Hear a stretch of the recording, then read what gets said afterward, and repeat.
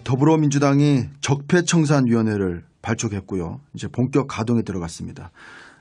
이명박 박근혜 정부에서 권력기관이었던 국가정보원, 검찰 이런 기관들을 지금 정조준하고 있는데요. 적폐청산위 소속 의원은 14명입니다. 오늘 저희와 인터뷰하실 이분 때문에 긴장하고 있는 분들이 많을 것 같습니다. 특히 이명박 전 대통령도 이분 때문에 좀 긴장할 것 같은데요. 네. 더불어민주당 적폐청산위원장이신 박범계 의원 연결하겠습니다.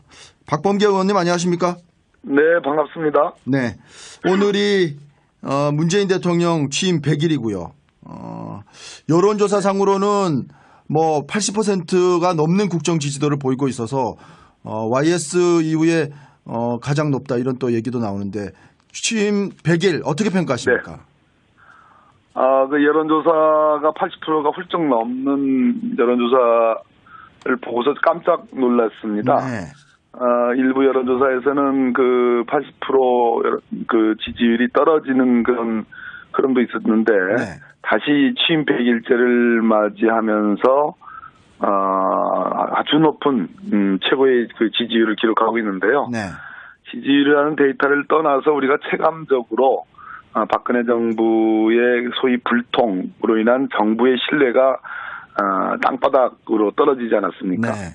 예, 거기에 대한 어떤 반성적인 차원에서 네. 가장 국민과 가까이 호흡하는 정말 탈권위 소통하는 대통령상 자체만으로도 국민들이 환호하는 것으로 보여집니다.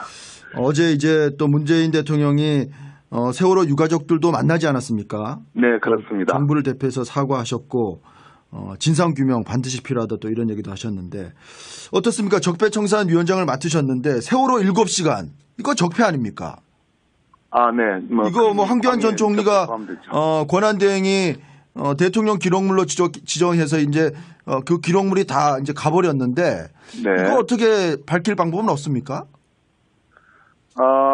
전체적으로 국정농단 사태의 그 전말이 다 규명됐다고 보여지지 않습니다. 네. 지금 청와대에서 엄청나게 발견된 그 문건들, 민정수석실과 여러 정무수석실 등에서 발견된 문건들이 증거 자료로만 지금 현재로서는 쓰여지고 있으나 네.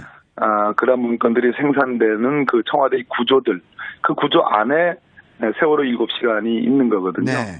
예, 그 부분에 대한 규명이 필요하고 정윤회 문건 수사, 또 당시 민정수석이었던 민정비서관이었던 우병우에 대한 추가적인 수사 이런 부분들이 밝혀지면서 네. 세월호 7시간도 규명될 수 있을 거라고 생각이 듭니다. 네. 우병우 전 청와대 민정수석을 언급하셨으니까 지난 4월 25일인가요? 그 더불어민주당 소속 박주민 의원을 비롯해서 의원들이 우병우 특검법을 발의하셨는데 이제 우병우 전 수석에 대한 어떤 수사를 다시 하자 이런 법안인데 어떻게 처리하실 예정이십니까? 지금은 이제 국정원 TF 적폐청산 TF에서 과거 이명박 정부 당시부터 시작됐던 원세훈 심리전단의 여러 여론 조작 사건 그리고 그 외에 이제 한 13개, 4개 정도의 지금 이슈들에 대해서 지금 조사가 이루어지고 있고 그 조사 결과들이 속속 검찰로 넘어오면서 이 부분에 대한 수사가 지금 강조되고 있는 형국인데요. 네. 그렇다고 해서 박근혜 정부의 국정농단의 전체적인 어떤 조사가 완료됐다고 보지 않습니다. 네. 그런 측면에서 검찰이 국정원에서 이랬던 그러한 일들을 수사하는 거는 잘 하겠으나 네. 과거 검찰 조직 내에서 있었던 그러한 자체의 어떤 적폐들 특히 우병우 전 민정수석과 관련된 그러한 것들을 제대로 보지 않는다면 그것은 어차피 또 타율적인 방법에 의해서 조사할 수밖에 없게 되기 때문에 새로운 문명의 검찰총장의 새로운 검찰이 저는 이 부분까지도 수사를 해야 되니 마땅하다 이렇게 보고 있습니다. 9월 정기국회에서 이 우병우 특검법도 적폐청산위원회에서 좀 주요 법안으로 좀 추진하실 그런 의향이 있으십니까? 일단 검찰이 지금 넘겨받은 청와대 문건 등 또 과거 문재인 대통령께서 취임 일성에 정윤회 문건 수사가 필요하다는 말씀도 하셨거든요. 네. 그래서 이 부분에서 자체적으로 검찰이 과연 수사를 하는지를 지켜본 뒤에 판단해야 될 문제인 것 같습니다. 네. 방금 전에 또 말씀하셨던 것 중에 하나가 이제 국정원 적폐청산 TF에서 조사 중인 이제 전임 이명박 정권부터 있었던 국정원 정치 개입 사건, 댓글 사건, 새로운 사실들이 속속 나오고 있어요. 민간인들 동원해서 이제 네. 온라인 여론을 조작했다는 거 아닙니까? 네, 그렇습니다. 네. 그래서 이제 그것이 이제 원세훈 전 국정원장은 이달 30일에 이제 선고만 남았는데 네. 어떻습니까? 검찰에서 이제 선고를 좀 늦춰달라, 변론을 제기해달라 이렇게 요청을 했는데 어떤 식으로 좀 갈 것으로 보십니까? 네, 그렇습니다. 지금 현재 국면에서는 이제 국정원 TF의 조사 결과들이 검찰의 일부 재판의 자료, 증거 자료로 제출이 되어 있습니다. 이걸 기초로 해가지고 지금 원세훈 전 국정원장에 대한 파기환송심이 서울고등법원에서 재판이 있고 선고가 예정되어 있는데요. 네. 제기하지 않을 수 없는 상황이고요. 네. 지금 기존에 지금 현재 중앙지검장이죠. 윤석열 중앙지검장이 지난 박근혜 정부 때 특별수사팀장으로 수사했던 그 사이즈보다 훨씬 큰 규모의 네. 그 당시에는 여론조작과 관련돼서 심리전단 산하에 이제 민간인 관련된 것은 한 사람밖에 없었습니다. 네. 근데 지금은 그것이 무려 30개 팀의 3,500명. 사이버 외곽팀, 규모로는 3,500명이 될지 3,500개의 아이디가 될지 모르겠는데요. 규모 대비 한 개의 아이디, 즉 그 당시 발견된 아이디 사람을 하나라고 보면 이번 것은 3,500명 혹은 3,500개의 아이디. 네. 규모가 상상할 수 없는 거거든요. 그러니까요. 그렇다면 재개되는 건 물론이지만, 재판이 재개되는 건 물론이지만 별도의 원세훈 전 국정원장 등에 대한 별도 수사가 있고 그 부분이 추가 기소돼서 네. 그것이 병합이 돼야 되는 것까지도 예상을 해볼 수 있겠습니다. 네. 그래서 관련해서 그런 국정원의 어떤 그런 어떤 이런 움직임이 있었다면 그런 보고를 당시에 이명박 전 대통령이 허락 없이 보고받지 않고 과연 단독으로 이루어질 수 있겠느냐. 그래서 이제 이런 수사의 어떤 칼날이 또 이명박 전 대통령을 향하는 것 같은데 어떻습니까? 이명박 전 대통령에 대한 수사 또는 조사 어떻게 좀 진행돼야 한다고 보십니까? 범죄의 혐의가 있고 범죄의 단서가 발견되면 그 성역 없이 수사는 할 수 있는 겁니다. 네. 물론 과거에 검찰이 그랬느냐라는 것은 아닌 부분이 있었기 때문에 지금 이제 검찰 개혁 문제가 한참 진행이 되는 건데요. 네. 저는 여러 가지의 어떤 간접 사실들, 정황상 이명박 전 대통령이 이 부분에 대해서 3년 동안 워낙 대규모로 그리고 정권이 명운을 걸다시피 여론조작에 관심을 기울였고 추진한 거 아니냐라는 여러 방증들이 나오면서 이명박 전 대통령 연루가 과연 연루가 없다고 할 수 있겠느냐라는 추론이 가능하다고 보는 것이 이제 저희 입장이고 여러 사람들의 그러한 주장들이 있습니다. 네. 그런 측면에서 지금 국정원 적폐청산 TF가 보는 것은 제가 보기에는 전체 중에 일부분 이제 시작을 한 겁니다. 네. 앞으로 속속들이 이제 그 조사 결과들이 드러날 것이고 네. 검찰의 수사는 또 별도로 지금 진행이 될 것입니다. 그렇군요. 그런 측면에서 이명박 전 대통령님들 예외일 수는 없다는 원론적인 일단 답변을 말씀드리겠습니다. 네. 관련해서 그 이인규 전 중앙수사 중수부장이요. 2009년 이제 중수부장으로 노무현 전 대통령 수사 지휘한 인물 아닙니까? 네네. 당시에 이제 수사 실무가 이제 중수 1과장이었던 우병우 전 민정수석이었는데, 네.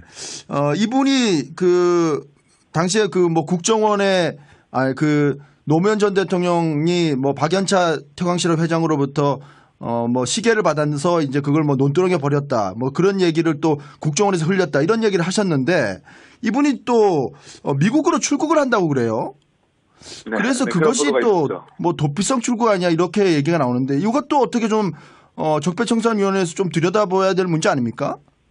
결국 그러니까 이인규 전 중수부장의 이제 입이 이런 모든 화근을 불러일으킨 거죠. 네.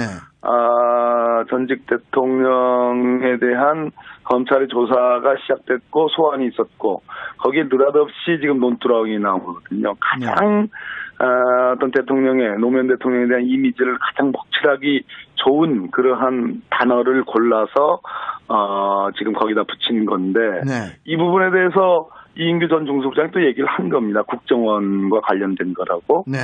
근데 그 당시 이 부분을 조사한 주체는 검찰이거든요. 네. 자기 본인이거든요. 네. 책임자 아니겠습니까? 그런 네. 측면에서 그 당시에 검찰과 국정원의 어떤 관계 이것이 언론에 대대적으로 보도되고 희화화됐던 이런 국면들도 국정원 적폐청산 TF의 주요한 조사 대상입니다. 그렇군요. 뭐 적폐청산위원회에서 여러 가지 문제를 다루고 있기 때문에 그 중에 또 하나가 뭐 MBC를 비롯한 이제 공영방송 지배구조 개선 문제라든지 뭐 지금 뭐 그 내부 문제인데 어제 또 그 언론 노조가 그 김장겸 뭐 후보라든지 지금 사장이죠. 그 후보에 대한 뭐 인터뷰 후보 면접 당시에 그 녹취록을 또 공개했는데 거기에 들어가 있는 내용을 보니까 뭐 조합원들을 앵커에서 배제해라 뭐 이런 얘기도 있고 그래서 새로운 사실이 좀 드러났는데 MBC 사태라든지 이런 것들은 좀 어떻게 좀 해결하실 계획이십니까? 예, 저희들 적폐청산위원회에 지금 이 신경민 의원 지금 간사시죠. 소환상임위원회 간사인데요. 신경민 의원님도 의원도 들어와 있고요. 방송 정상화, 방송의 공정성, 공공성, 민주화를 해야 된다라는 공익적 차원에서 저희들 적폐청산위원회에서도 지금 이러한 방송 사태에 대해서 다룰 예정으로 있습니다. 네.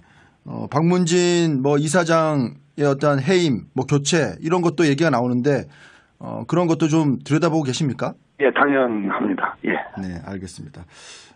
뭐 법조인 출신이니까 검찰 개혁 문제가 또 적폐청산위원회에서 많이 다루실 예정인데 어쨌든 이런 것들이 좀 법안으로 이렇게 이루어져야 될 문제라 9월 정기국회에서 야당은 또 뭐 이런 거에 대해서 또 반대하고 있어서 어떤 식으로 좀 처리해 나갈 계획이십니까? 자유한국당이 문제인데요. 네. 저는 정말 한번 정면으로 한번 제가 질문을 좀 드리고 싶습니다. 왜 문재인 대통령의 지지율이 오히려 더 오르고 있는가 취임 100일을 맞아서 네. 단순히 문재인 대통령의 정말 격이 없는 국민과의 소탈하는 모습만으로 이런 고공 지지율이 유지될 수 있는 것인가? 저는 그건 아니라고 봅니다. 네. 지난번 국정농단을 겪으면서 그것은 권력의 사유화거든요. 네. 주권자인 국민으로부터 위임받은 위임 권력의 사유화, 민간인 최순실과 연결된 국정 시스템이 망가지고 공공성이 완전히 훼손된 건데 그 부분을 정상으로 돌려놓으라는 국민적 요구와 바람이 적폐청산이거든요. 네.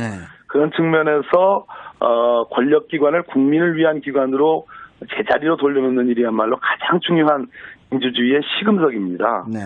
그런 측면에서 저는 이번 정기국회에서는 반드시 권력기관의 정상화를 위한 개혁 입법들이 통과돼야 되는데 야당의 협조가 절실하다. 네. 그런 측면에서 촉구를 좀 드리는 겁니다. 뭐 자유한국당 같은 경우에는 국정원 계약 저지 특위라고 또 해서 특위도 만들고 뭐 검찰 개혁에 있어서도 공수처 신설이라든지 이런 부분도 사실 자유한국당은 또 반대하고 있어서 과연 또 협치 없이 또 이런 것들이 이루어질 수 있겠느냐 그런 또 걱정을 하시는 국민들도 많거든요. 자기 모순이 좀 있는데요. 자유한국당의 대변인 논평들을 보면 적폐청산에 반대하지 않는다. 필요한 일이다. 그렇지만 하고 이렇게 나옵니다. 네. 그런데 또 한편으로는 자유한국당의 정말 뭐 친박계 핵심 인사인 이완영, 제가 국정조사 특위 때도 제 상대방이었습니다. 네. 이완영 의원을 또 뭐 간사로 하는 무슨 계약저지위원회인가 그러면 국정원을 옛날의 국정원으로 지금 그대로 놔두고 문재인 정부도 그렇게 국정원을 활용하고 남용해서 사찰하고 감시하고 여론조작하는 그런 취지인지 네. 되묻지 않을 수 없습니다. 네. 적폐청산위원회는 뭐 활동 기간이 어떻게 됩니까? 적폐가 완전히 청산되는 날까지입니다. 아, 그렇습니까? 그러면 뭐 이게 지금 9월 정기국회의 어떤 법안 처리 그게 아니고 이제 계속 뭐 활동이 된다는 그런 말씀이시군요. 저희들이 보는 문제의식은 궁극적으로 제도 개선입니다. 네. 권력기관의 개혁이 제일 우선이고요. 두 번째로는 여러 부처의 여러 소관 업무와 관련해서 국정농단이 가능했던 그러한 제도적, 시스템적, 문화적인 문제점들이 있거든요. 네. 그런 것들이 이번 정기국회의 한 큐로 저는 정리된다고 보지 않습니다.